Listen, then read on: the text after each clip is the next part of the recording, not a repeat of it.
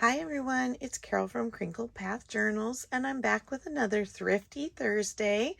And this time I have more books from Paul, I have some thrifty finds, and I have an Etsy buy. I'm excited to bring them all to you today.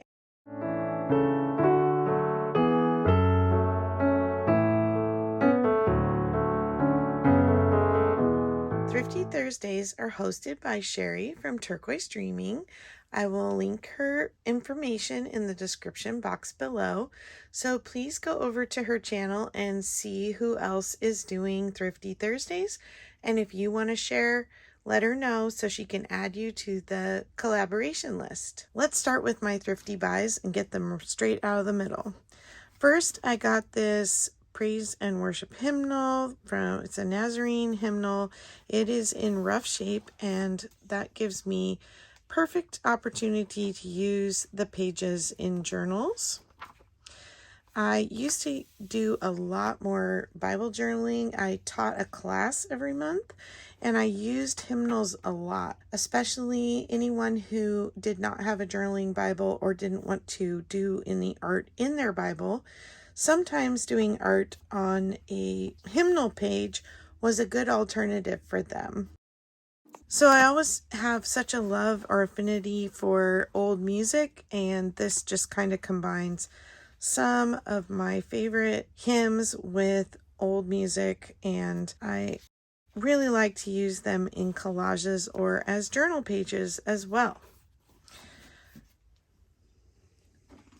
Next, I got this Ogden Nash, his poetry between 1929 and 1931, which was the original copyright date, and then this is copyright 1959.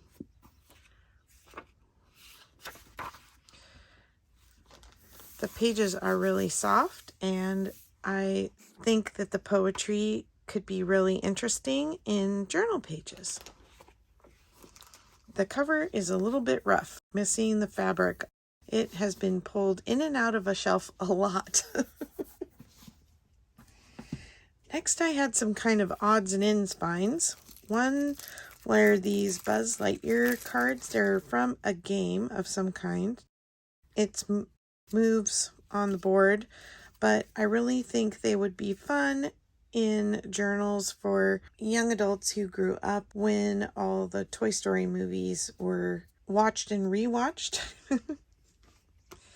Then I got this La Mexicana Loteria, a Mexican lottery, which is kind of like our American bingo, but we have a favorite Mexican restaurant that we like to eat at, and they have artwork of each of these pictures on the wall, and so they're very iconic, and I thought they would be fun as journal cards. And then lastly, from the thrift store, I got this easy to make playtime village in I believe it was my first 70s memory keeping journal. I talked about how my parents would buy me one of these sets when we did our long summer trips to North Dakota, and it was kind of the thing to keep me busy in the car. You had to cut them out and then cut out the little notches and folds, and the ones I had, you actually could fit the pieces together just by pushing the little notches through holes. I think these look like they need to be glued together, but this reminds me so much of those little pop-up villages that oftentimes we would get them at Yellowstone or the Tetons or somewhere national park along the way, and so they would have kind of more historic themes.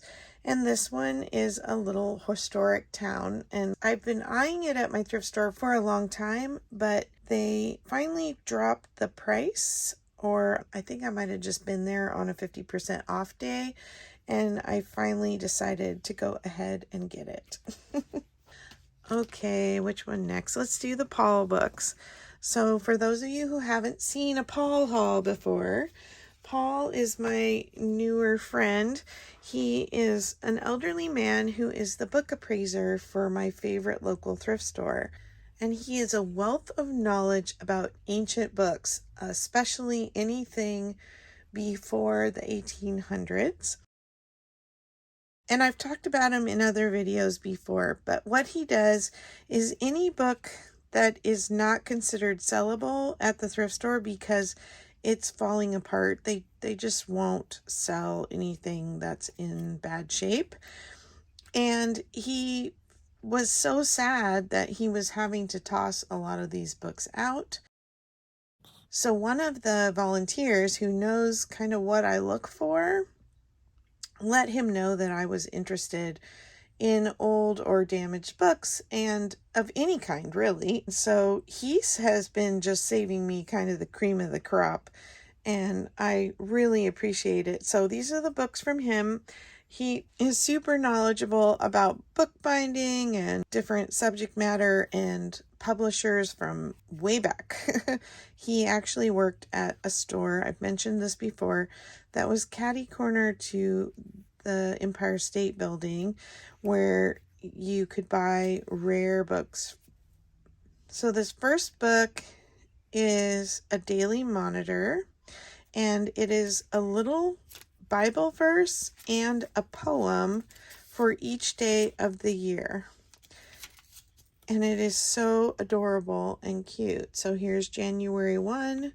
Here's the Psalm verse, and then a little poem, and then a little verse from Colossians. And then January 2, verse, poem, verse. I think it's very sweet and very well loved. And the back cover is coming off.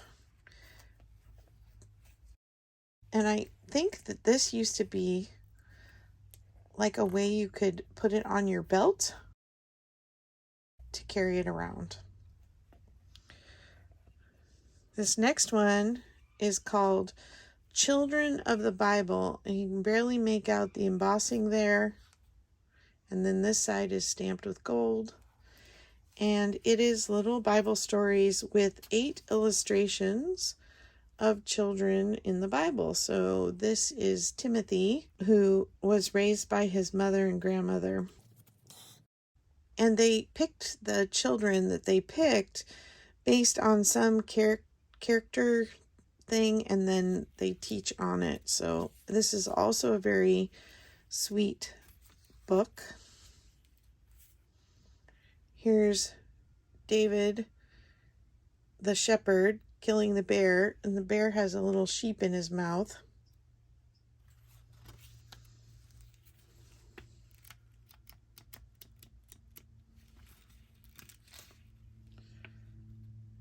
Elisha healing the widow's son. Anyway, it's very precious, and the binding is falling apart on this one as well. Let me see if there was a year on these. I forgot to look. This one is 1860, and this one 1853. Then we have this little birthday book. Birthday books were very popular in the 1900s, and my mom had one that had been passed down in her family. This one is from 1880.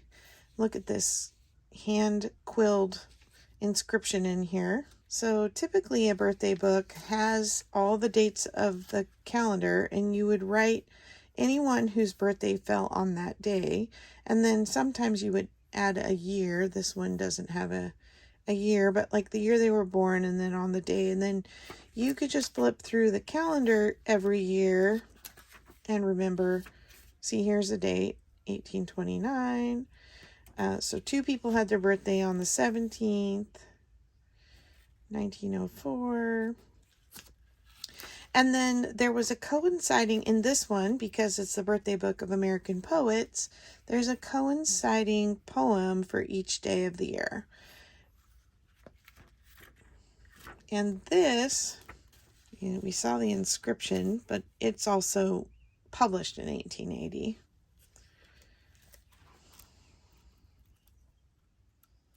And there are actually a lot of birthdays written in, but I kind of think it's neat to see that it was used and loved and that it's all in script. Isn't that special?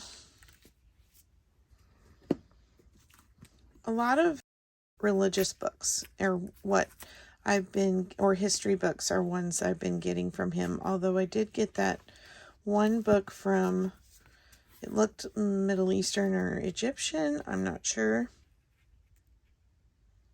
So this is the library card catalog card for this book. It was printed in 1809. It has an inscription, very faint inscription here. And the pages on this feel like they are cloth rag paper. This is called Reign of Grace by Abraham Booth. And the discoloration just give this such an ancient feel.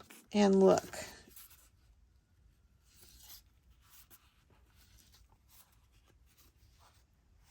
And again, the cover is actually still intact on this one, but barely hanging by a thread. This book, I almost thought it was going to be a third version of the American history books that I got the last time that he gave me books. And because it looks very similar, leather binding, and because it was missing its spine, first glance didn't know what it was, but it is a dictionary of the Bible. And I think there's an illustration here. This was published in 1867. There is the Lake of Tiberias.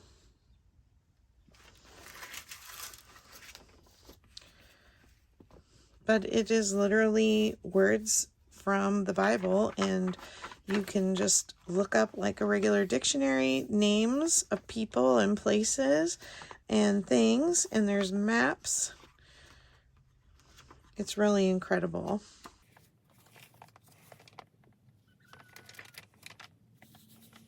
Again, that same paper that just feels very much like it has cloth fiber in it. I'm extremely appreciative of Paul for keeping me in mind for these. And as I've said in the past, I'm open to sharing with someone who has a direct connection to something like this, that it has some significant meaning to them. I'm not sure exactly how I'm going to use them, but I keep waiting because I know that there's a purpose. Now, lastly, I have this Etsy order. I have found in total, I think, 2 vintage sheets in all the years that I have junk hauled and done junk journaling. I have 1 sheet of my own that is strawberry shortcake, and I have 1 sheet of my husband's that was Snoopy, peanuts, but I found only 2 floral sheets in the wild. And so I finally broke down, because I do these 70s and 80s memory keeping journals. I finally broke down after finding a channel called Asseret Studio, and she has a YouTube channel and she has a Etsy store of the same name. And I went ahead and got some vintage fabrics. You'll see on her YouTube channel that she has made some fabric journals for Slow Stitch and has sold them in the past. She does not have any for sale right now in her store, but she does have a lot of choices for vintage sheets, And the prices for her packages of sheets range between $14 and $23 depending on the number of pieces and the size of the pieces. So those more expensive bundles are fat quarters, I believe, and then her 14, 15, $16 bundles are pieces. And I think it's very reasonable for the amount of time that it has taken her to collect them, cut them, wash them, iron them, and get them out to us. So here is my little bundle of fabrics. So there's one that's inside here.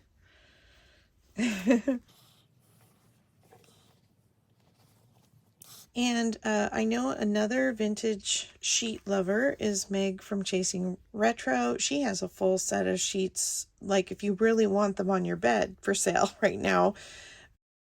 And she also has posted in the past on her videos links to 2 websites where you can look up the vintage pattern and the maker of the sheets if you want to know the origin. But look at the sweet peas. I'm very excited about these. There's such a nice variety of colors and patterns that I could not ever begin to gather on my own in the time and convenience it took just to order from her from Etsy. It's a really lovely order, Teresa. Thank you so much. And I love your studio name and that it's Teresa backwards. So for any of you who are like, oh, I'm not going to be able to remember the word Asseret, well, it's just her name, Teresa backwards. Asseret Studio. These are really lovely.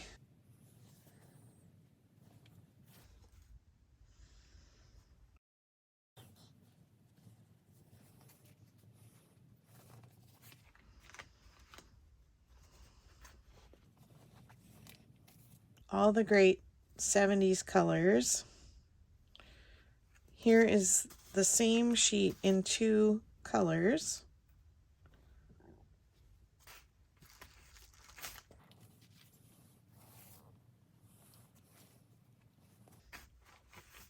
Daisies.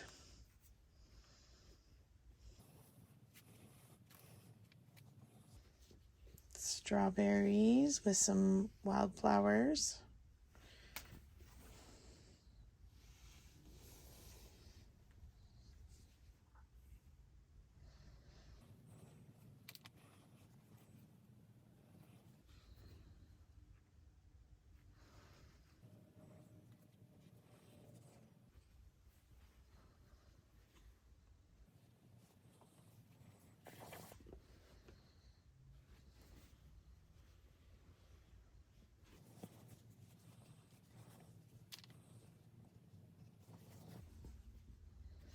I had these sheets in yellow when I was growing up.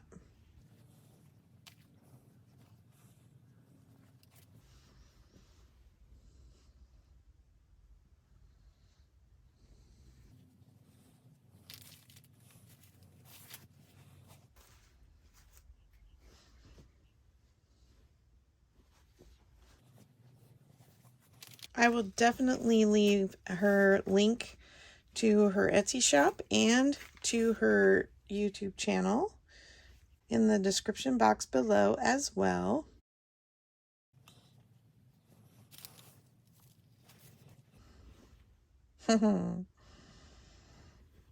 So fun.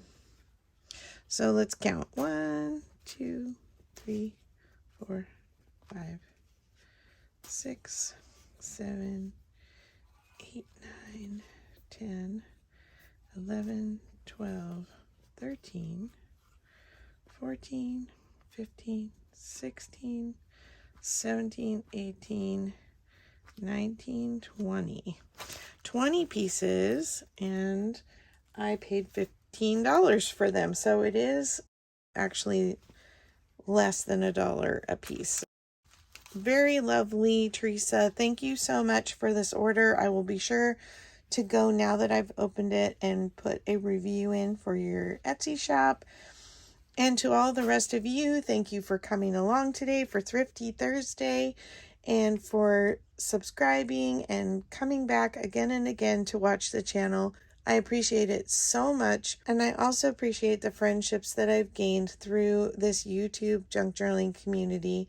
You're very precious to me, and I hope to see you back in another video. Take care. Bye-bye.